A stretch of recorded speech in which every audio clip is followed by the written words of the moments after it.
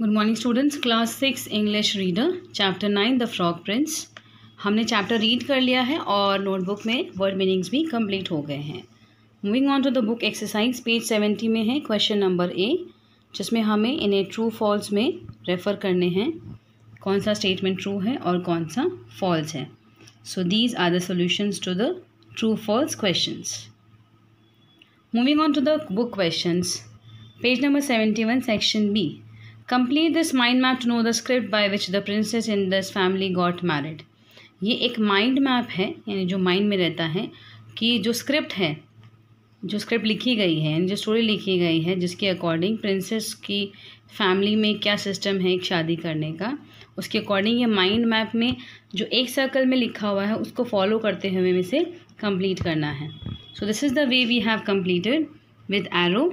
हमारा आंसर है सेकेंड में है फ्रॉग रिट्रीव्स इट, यानी जो प्रिंसेस बॉल को थ्रो करती है पॉन्ड में, फ्रॉग उसे वापस लेके आता है, प्रिंसेस उसे किस करती है और फ्रॉग जब प्रिंस में टर्न हो जाता है ही मैरिज द प्रिंसेस। तो ये था उनकी फैमिली का स्क्रिप्ट, जिसके अकॉर्डिंग प्रिंसेस को उसे किस करके शादी करनी होती है। Moving on to the second question, how did the princess search for a bridegroom stray away from the script, यानी जो ब्राइड ग्रूम यानी दूल्हे की जो सर्च हो रही थी प्रिंसेस की, वो उससे स्क्रिप्ट से अलग कैसे जा रही थी। On being getting tired of doing the same thing 98 times, यानी 98 टाइम्स बार जब प्रिंसेस फ्रॉग को किस कर चुकी थी और कोई भी फ्रॉग टर्न नहीं हो रहा था प्रिंस में, तो इस बार उन्होंने इसी कारण इस फ्रॉग को किस नहीं किया, जो स्क्रिप्ट के अकॉर्डिंग उन्हें करना ज़रूरी था, और वो वहाँ से वॉक अवे करते हुए चली गई। Dare she hope? What was the princess hoping for? What made her hopeful? Was her hope fulfilled? यानी जो वो होप कर रही थी, क्या उनकी होप फुलफिल हुई थी कि वहाँ पे तब तक वो जो फ्रॉग था वो आया नहीं था। ओके, प्रिंसेस किस बारे में सोच रही थी कि क्या होना चाहिए था क्या नहीं। She was waiting for the arrival of a frog, वो वेट कर रही थी उस फ्रॉग का जो आता, और वो इंडिकेशन हुआ जब एक प्लॉप साउंड सुनाई दिया ग्राउंड पे। हर होप वॉज नॉट फुलफिल, वो फुलफिल नहीं हो सकी उनकी होप, बिकॉज जो फ्रॉग है वो किस करने पर टर्न नहीं हुआ प्रिंस में। ओके, इस वजह से उनकी जो होप है वो फुलफिल नहीं हुई। Moving on to question number 4, did the frog like the princess? Why did he allow her to kiss him? क्या फ्रॉग जो थे वो प्रिंसेस को पसंद करते थे और उन्होंने प्रिंसेस को अलाउ क्यों किया किस करने के लिए। The frog did like the princess but still he allowed her in a hope that after the kiss he would turn into a prince and marry the princess. इसी होप में कि किस करने के बाद वो एक प्रिंस बन जाएंगे और प्रिंसेस से शादी कर लेंगे, उन्होंने अलाउ किया। अदरवाइज़ वो प्रिंसेस को बिल्कुल भी पसंद नहीं करते थे, क्योंकि हमने देखा है कि बहुत एरोगेंट नेचर था प्रिंसेस का। Question number 5, why did the guard look foolish to the frog? Frog के अकॉर्डिंग गार्ड जो है वो फुलिश क्यों लग रहा था उनको। The frog found the guard to be a fool because the guard looked flustered all the time, यानी वो बहुत ज़्यादा कन्फ्यूजिंग लग रहा था, हमेशा हड़बड़ाहट में रहता था, कन्फ्यूजिंग लग रहा था, इसीलिए फ्रॉग को जो गार्ड है वो फुलिश लगा। Y did the princess blush? Princess खुश क्यों हुई? उनके चेहरे पे जो चमक थी, ब्लश कर रही थी, वो क्यों थी? Blushed because finally she received what she was hoping for, यानी फाइनली जिस चीज़ का वो वेट कर रही थी उन्हें वो मिल गई थी। Question number 7, what did the frog think was scandalous? Frog के अकॉर्डिंग जो स्कैंडल था, यानी जो मिस्ट्री चल रही थी, वो क्या थी।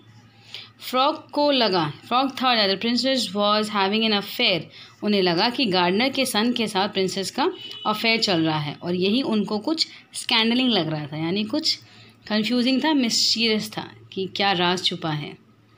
आई am going to let it loose near the lily point, what was it? ये लास्ट लाइन जो प्रिंसेस ने कही थी, आपको पता होगा चैप्टर में, कि मैं इसे पॉइंट के पास जाके छोड़ दूंगी, क्या था वो और किस तरह से वो पर्टिकुलर क्रीचर जो है प्रिंसेस की प्रॉब्लम को सॉल्व कर देता। आंसर है it was a snake. The snake would eat the frogs around the pond, यानी वो पॉन्ड के पास स्नेक को छोड़ देती तो आसपास जितने भी फ्रॉग्स होते वो उन्हें खा जाता। उसके बाद वहाँ एक भी फ्रॉग नहीं होता और प्रिंसेस को उन्हें किस नहीं करना पड़ता और ना ही उनकी जो सर्च थी ग्रूम के लिए यानी दूल्हे को चूज़ करने की वो हंटिंग भी नहीं करनी पड़ती उनको. So this way he was helpful to the princess problem. Now section B हमारा कंप्लीट हो गया. ये क्वेश्चन आंसर्स है. I share the pic also so that you can see the answers easily. Now page number 73 में यहाँ एक exercise है. Find suitable words from the word search to fill in the blanks. Hint: the words are from the story.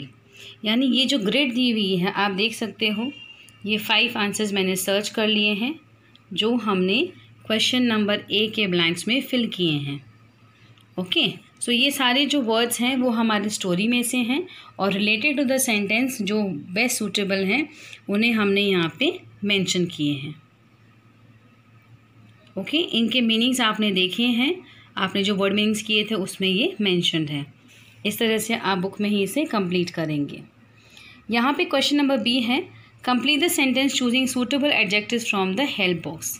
यानी help box में जो दिए गए adjectives हैं फ्रेजेस वो हमें चूज़ करके according to the suitable answer we have to mention in every sentence.